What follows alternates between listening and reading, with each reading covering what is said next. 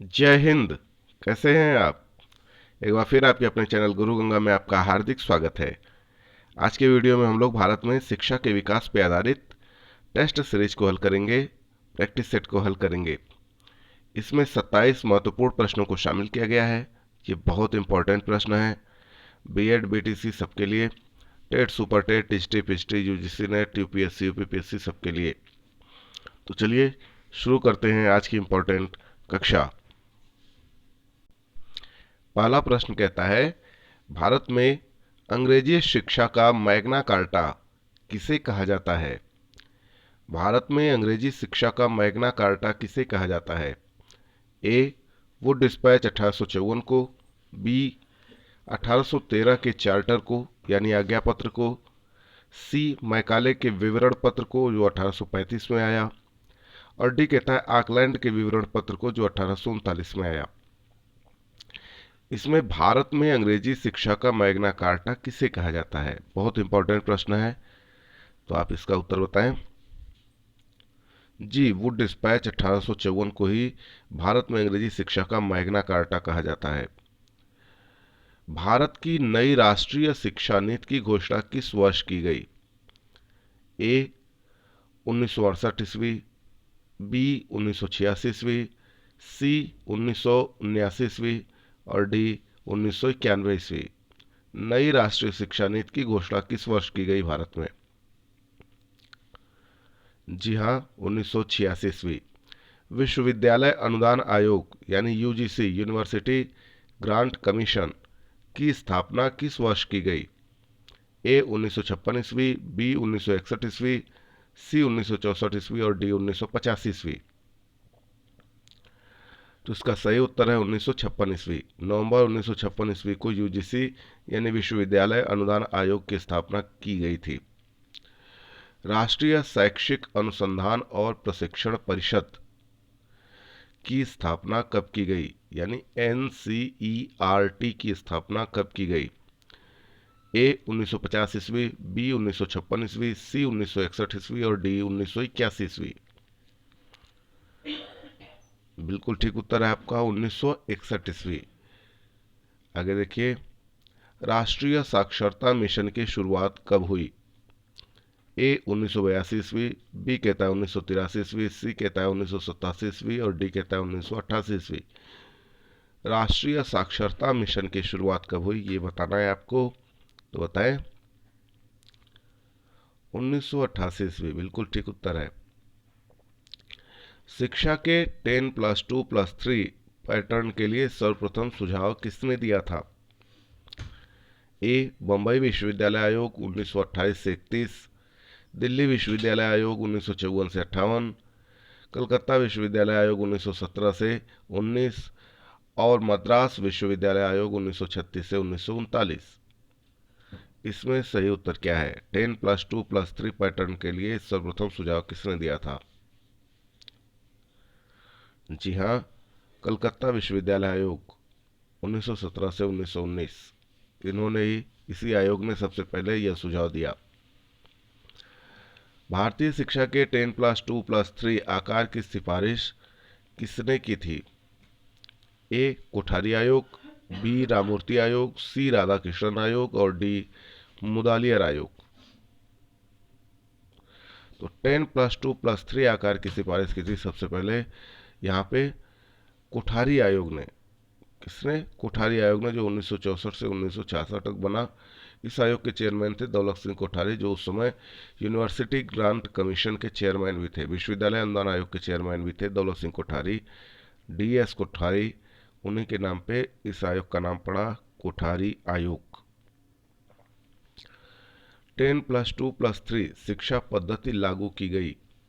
ए राष्ट्रीय शिक्षा नीति 1986 के द्वारा, बी माधवन समिति की सिफारिश से, सी माध्यमिक शिक्षा आयोग 1952 की सिफारिश द्वारा और डी कहता है कोठारी आयोग 1964 से 66 के द्वारा। तो इसका सही उत्तर है राष्ट्रीय शिक्षा नीति 1986 के द्वारा। ऑपरेशन ब्लैकबोर्ड नामक कार्यक्रम कब शुरू किया गया? ए 1983 से 84 ईस्वी में, बी 1987 से 88 ईस्वी में, सी 1988 से 1989 ईस्वी में, और डी कहता है 1992 से 93 ईस्वी में। ऑपरेशन ब्लैक बोर्ड योजना नामक जो कार्यक्रम था वो कब शुरू किया गया? तो ये इंपॉर्टेंट प्रश्न है। यह शुरू किया गया था ऑपरेशन ब्लैक बोर्ड 1987 से 1988 ईस्वी में। राष्ट्रीय शिक्षा नीति 1986 में इसकी घोषणा की गई थी और यह कार्यक्रम 1987 से 88 में लागू कर दिया गया था, शुरू कर दिया गया था। बहुत महत्वपूर्ण कार्यक्रम था ये। ऑपरेशन ब्लैक बोर्ड कार्यक्रम का उद्देश्य क्या है? ए, सभी स्तर पर गणित व विज्ञान की पढ़ाई का स्तर ऊंचा उठाना।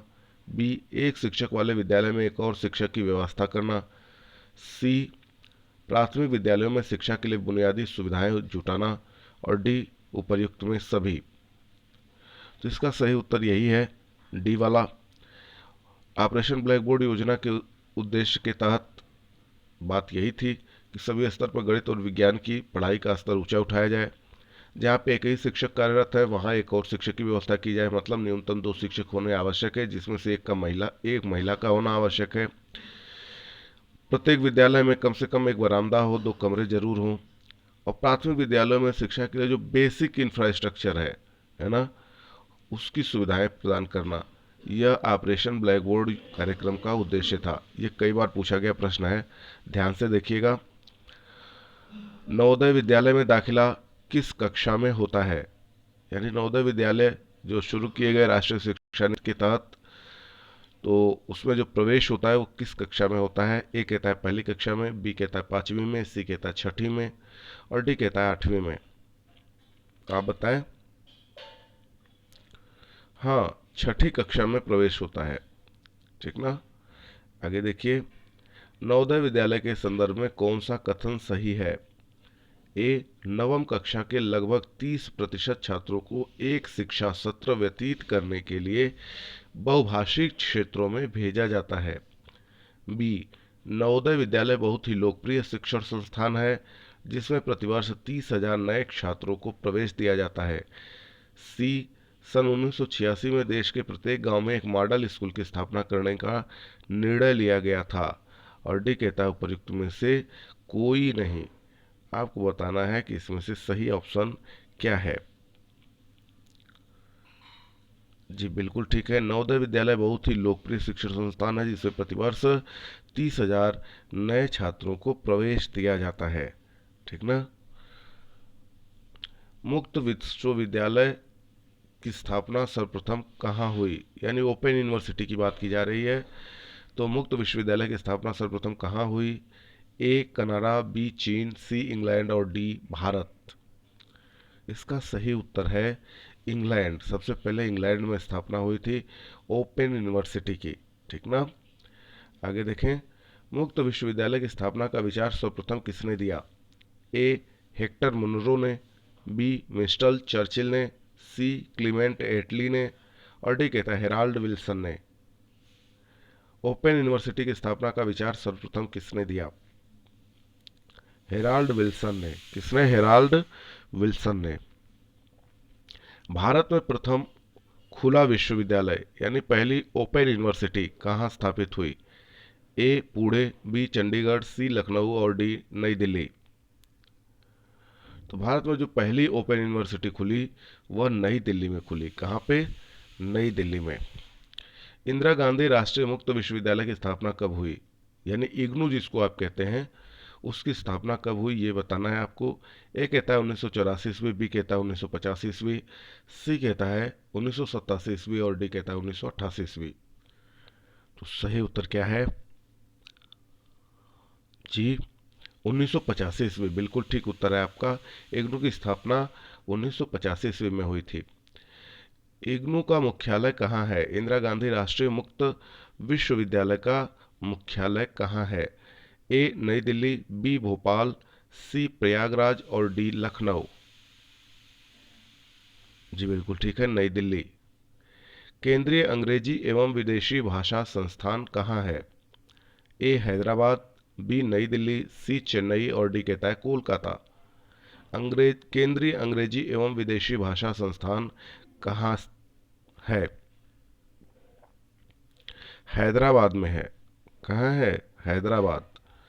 भारतीय पशु चिकित्सा अनुसंधान संस्थान कहाँ स्थित है? ए वाराणसी, बी इज्जतनगर, सी लखनऊ और डी रांची। इज्जतनगर बिल्कुल ठीक उत्तर है। भारतीय सांख्यिकी संस्थान ISO कहाँ स्थित है? ए मुंबई, बी कोलकाता, सी चेन्नई और डी देहरादून। तो भारतीय सांख्यिकी संस्थान स्थित है कोलकाता में। अगला देखिए, भारतीय खनन विद्यालय ISM कहाँ स्थित है? ए नरोरा, बी धनबाद, सी रांची, डी पटना। तो भारतीय खनन विद्यालय स्थित है धनबाद में, ठीक ना? कहाँ पे? धनबाद में। भारतीय प्रौद्योगिकी संस्थान IITs की कुल संख्या कितनी है? ए 21, बी 22, सी 23, डी 10। तो इसका जो सही उत्तर है वह है 23। वर्तमान में भारतीय प्रौद्योगिकी संस्थान की कुल संख्या 23 है। भारत में सर्वप्रथम IIT की स्थापना कहाँ की गई थी? भारत में सबसे पहले IIT की स्थापना कहाँ की गई थी आपको बताना है। ए कहता है मुंबई, बी कहता है कानपुर, सी कहता है नई दिल्ली और डी कहता है खड़गपुर। तो बिल्कुल सही उत्तर है आपका, खड़गपुर में की गई थी सबसे पहले IIT की स्थापना। खड़गपुर, हाँ कोलकाता। फोर्ट विलियम कॉलेज कहाँ है? ए आगरा, बी दिल्ली, सी कोलकाता और D Lucknow. Fort William college कहाँ है? कोलकाता में है, बिल्कुल ठीक है। उच्च स्तरीय Indian school of business ISB कहाँ स्थित है? ए चेन्नई, बी मुंबई, सी नई दिल्ली और डी कहता है हैदराबाद। आपको बताना है कि Indian school of business ISB कहाँ स्थित है। हैदराबाद में। कहाँ पे? हैदराबाद में। विश्व भारती विश्वविद्यालय की स्थापना किसने की थी? ए ईश्वरचंद्र विद्यासागर, बी राजा राममोहन राय, सी महात्मा गांधी और डी कहता है रविंद्रनाथ टैगोर ने की थी। विश्व भारती विश्वविद्यालय, जी हाँ, रविंद्रनाथ टैगोर ने ही की थी इसकी स्थापना।